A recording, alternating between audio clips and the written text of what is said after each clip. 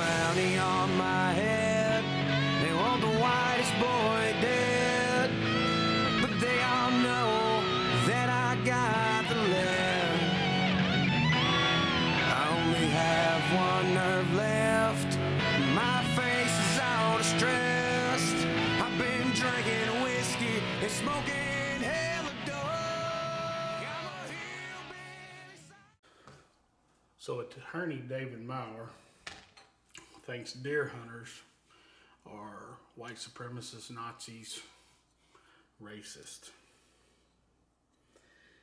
So attorney David Mour thinks that patriots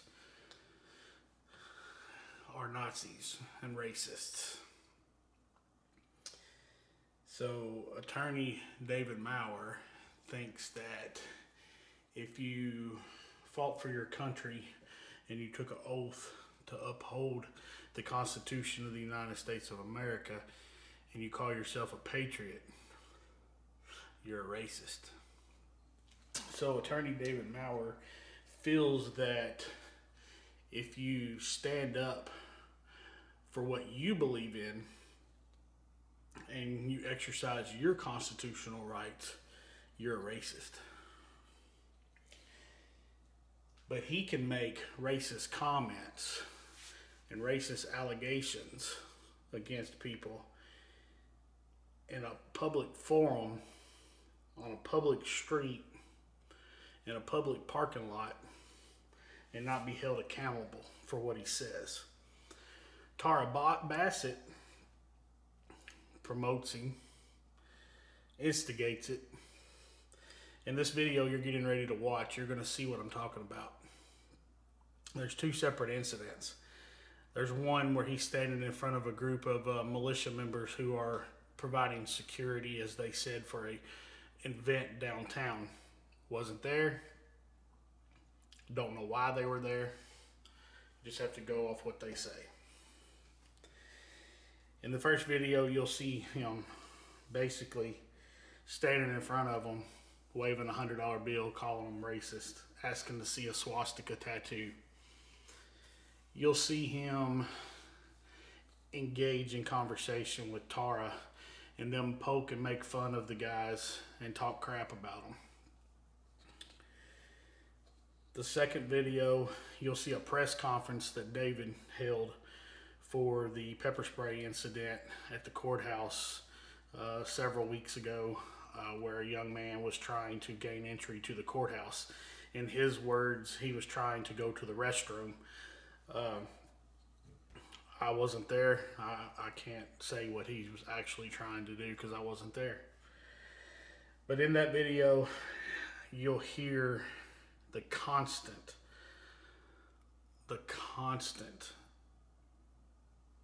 racism come from David himself. You'll hear the allegations that he has brought from these sources that he has.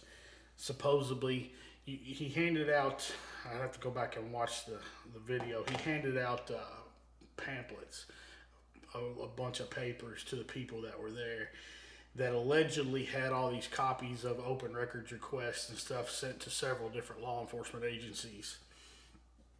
You hear David talk about how racist this sheriff's deputy is and stuff like that. But yet we revert back to the first video where Mr. Mour is standing in front of a gentleman who claims to be a patriot, belongs to a militia, and calls him a Nazi.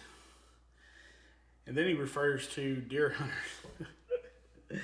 I was like, what did he just say? Deer hunters? So now if you're a deer hunter, you're a Nazi, skinhead, racist, whatever you want to call them. So I want you guys to watch these videos and make your own determination of what you think about Mr. Mour. I cut off his press conference because I'm not going to subject you to listening to all the allegations made against this sheriff's deputy. It's all public record. His employee file and all that stuff's public record. If you want to look into him, that's fine. But what these attorneys are doing is they don't have enough factual evidence to bring charges against or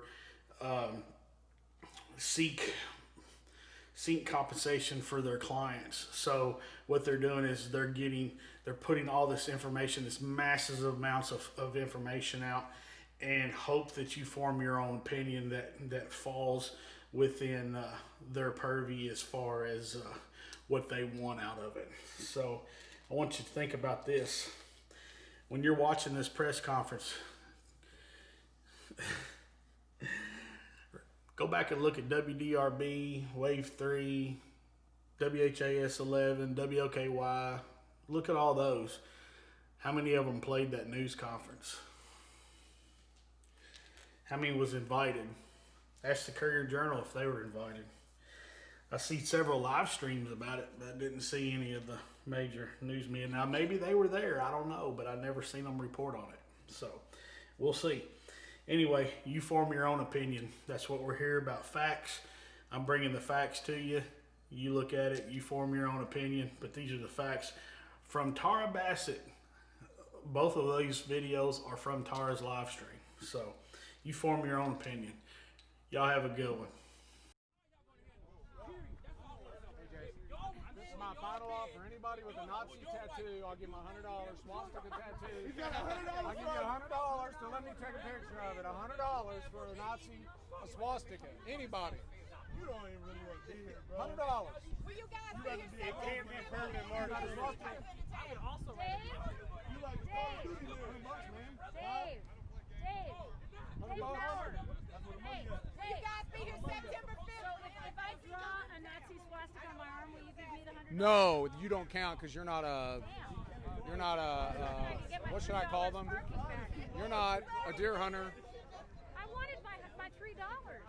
I parked and I paid $3. I will pay for your parking if you draw a Star of David on your arm. I will totally draw. You got a pen? Yeah, I'll draw I it for will you. draw a Star of David on my arm. I any gotta pay day. for Tara's I'll stand parking with if you. she let you draw a Star of David on her arm. Anybody got a pen? I don't even have a pen.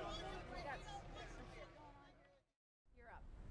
Good afternoon, everybody, and thank you for coming. It's a little warm today, and I'll try to keep this as brief as possible, but those of you that know me know I never speak briefly, so I know Tara. I'll do the best I can. So, as you all know, or don't know, I filed a lawsuit on behalf of a young man named Keyjon Jennings, who's standing right here to my right. Keyjon is a Louisville resident, and on July 10th, Keyjon was sprayed in the face with OC spray by a Jefferson County deputy sheriff. The deputy sheriff in question actually was not a rank and file deputy, but was in fact a gentleman by the name of George Grissom. Grissom is a major in the sheriff's office, has been with the office for years. He's retired LPD, the old Louisville Police Department. He's been in law enforcement for many, many years.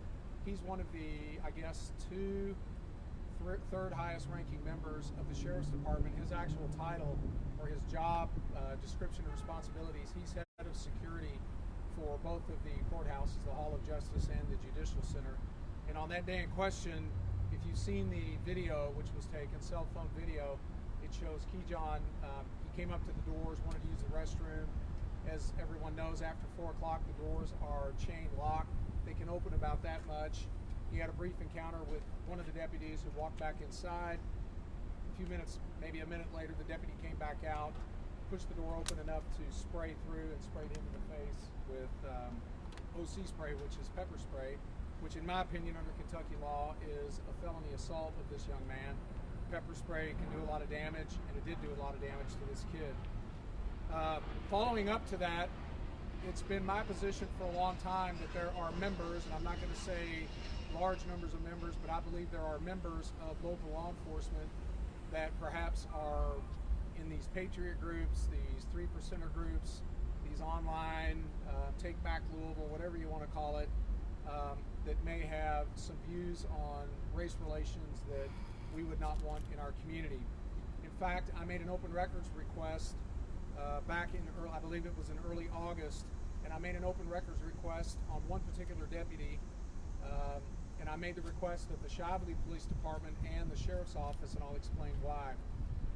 There's a current Jefferson County Sheriff's Deputy. His name is Travis Schoenlaub, S-C-H-O-N-L-A-U-B. Travis was previously a Shively police officer, And the documents I gave you, I received through an open records request both on the city of Shively and the Shively Police Department, as well as the Jefferson County Sheriff's Office. In response to these requests, this is what I've learned. And by the way, the gentleman to my left is Chris Williams. Chris is the president of Firm Initiative Incorporated, which is a local civil rights activist group which is interested obviously in the issues at hand right now, which primarily is the systemic racism in all of our institutions, but primarily right now law enforcement. And he's been working with that since the protest began back in late May. And he'll have a few words in just a minute. But in any event, I went to Shively and I made an open records request on. So now that y'all have watched those, I'd like to hear what you have to say. Drop your comments below.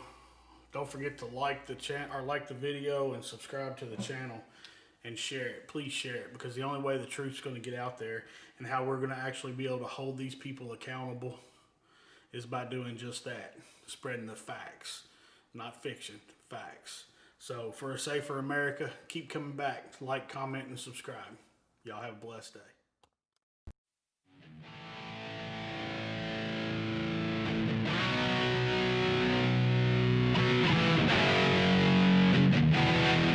There's a bounty on my